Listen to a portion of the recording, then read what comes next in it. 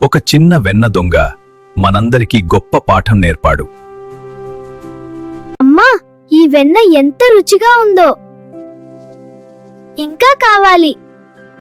కృష్ణా, మళ్ళీ వెన్న దొంగిలించావా?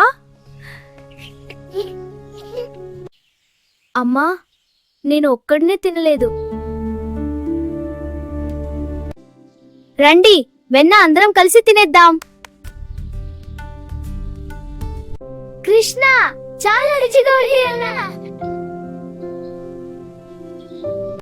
కృష్ణ, వెన్న కన్నా నీ ప్రేమ చాలా బాగుంది.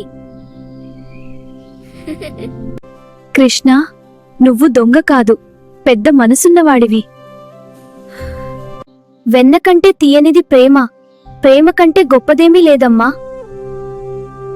లోభం మనసును చేదుగా చేస్తుంది, ప్రేమ దానిని తీయగా మార్చుతుంది. ప్రేమే నిజమైన మిఠాయి.